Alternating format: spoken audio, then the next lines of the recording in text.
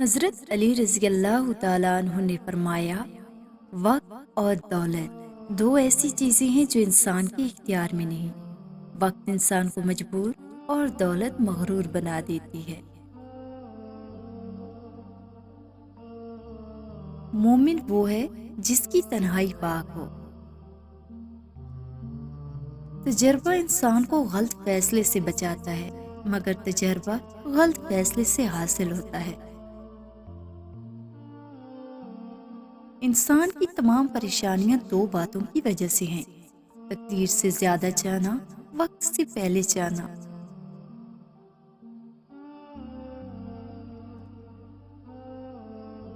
جانور میں خواہش اور فرشتے میں عقل ہوتی ہے، مگر انسان میں دونوں ہوتی ہیں۔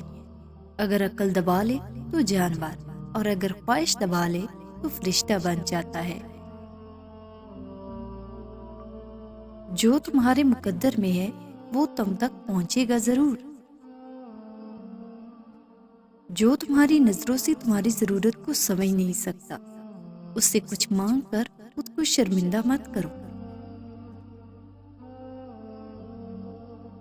کفر کے بعد سب سے بڑا گناہ کسی کی دل آزاری ہے۔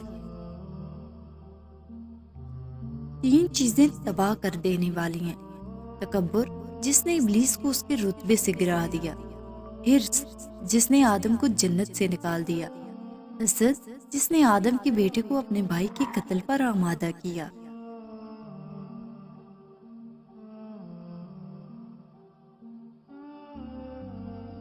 عقل مند کی عادت ہے کہ وہ ضرورت اور دلیل کے بغیر بات نہیں کرتا۔ سب سے پہلی عبادت یہ ہے کہ انسان مصیبت میں صبر کر کے اللہ تعالیٰ سے مدد کا منتظر رہے۔